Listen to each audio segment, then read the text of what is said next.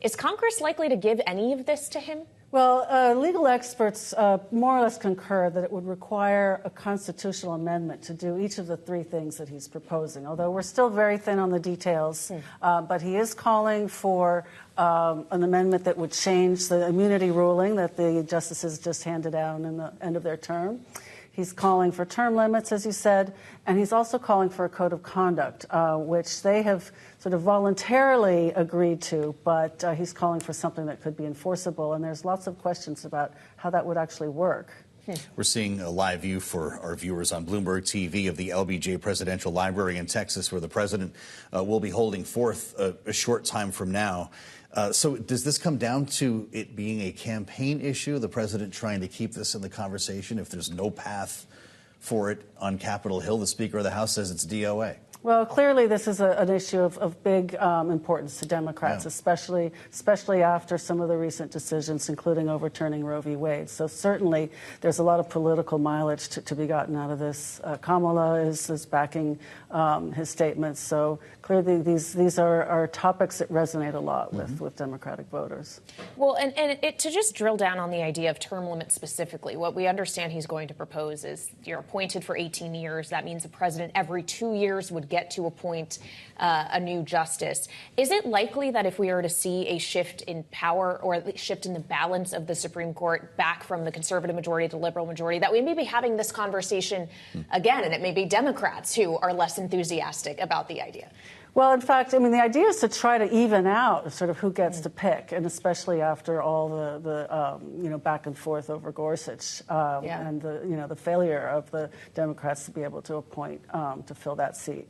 On the other hand, it's not clear what would happen to the current justices who, were appointed by the Constitution. So there are questions about whether an act of Congress could actually change that. And if you do bring in new justices with term limits, what happens to the ones who are currently serving? So there's a lot of really sort of technical legal questions that are also being raised by these proposals. Technical questions about an ethics code as well, talking about it being binding. To what extent can one branch of the government impose that on another? This is a great question, and you can look at the ethics codes that the lower court judges are bound by, and there's a whole procedure. There's the administrative office of the court that has a procedure for complaints to be filed, to be reviewed. It's public. None of that exists for the Supreme Court, and in fact, through our reporting, there are judges with the lower courts that are outraged that there's no kind of procedure for this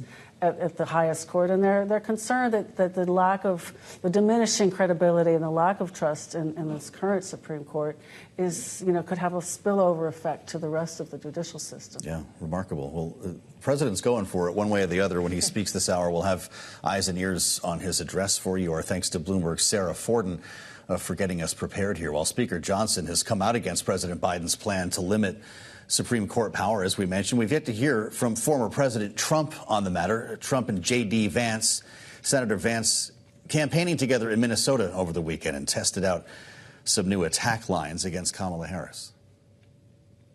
We all know she's not MLK, just as Joe Biden was not Abraham Lincoln. We know that she is a card-carrying member of the San Francisco lunatic fringe. Ain't that right? No person who deliberately releases these kinds of savage criminals to prey on our youth and our people, not just youth, elderly people too, are tremendous targets, should ever be trusted with power.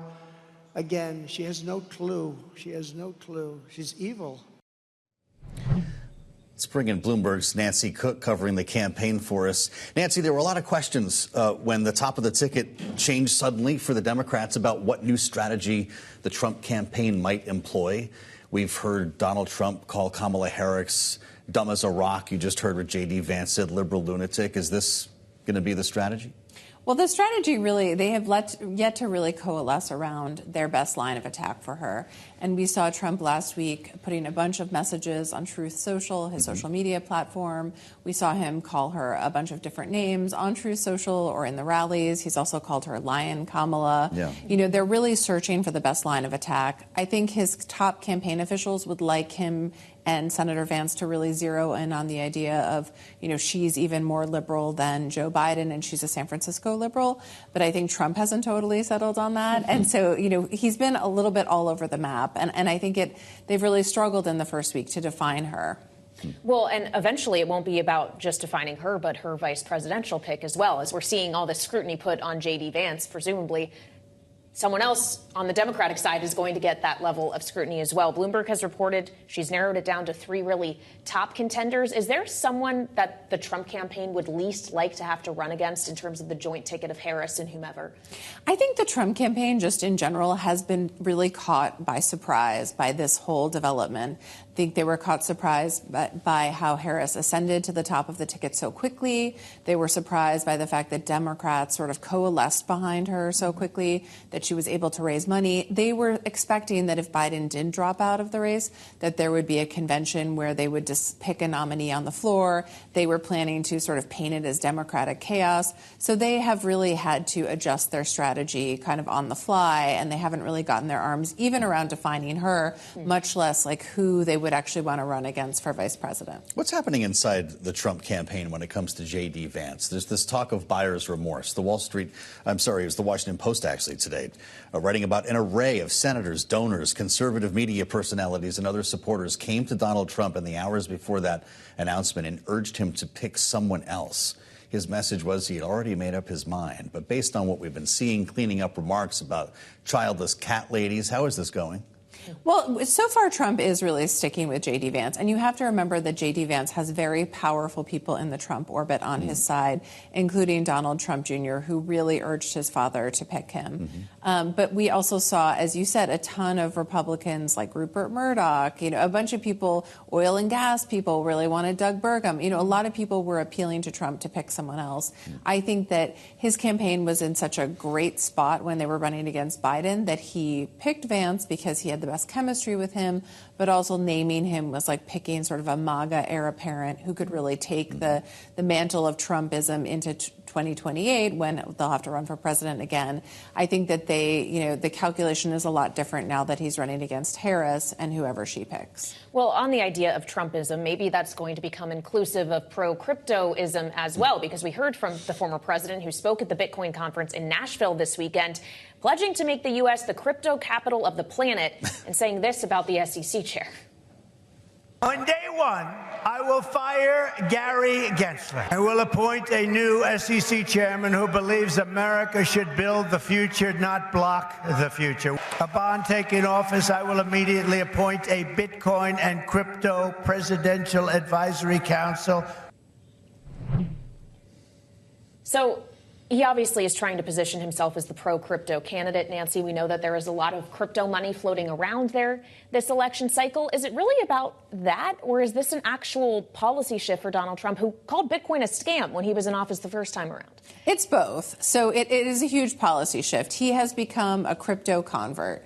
I interviewed him a few weeks ago at Mar-a-Lago for a Bloomberg Business Week cover story, and he told us that a big reason why he had changed his mind on crypto was that he really wanted the U.S. to sort of own this emerging policy area. He didn't want it to be something that China would sort of become dominant in. So that is one piece of it. But the other piece of it is that he's had a lot of luck with Silicon Valley donors who are very high on crypto, and he wants to really keep that base cornered.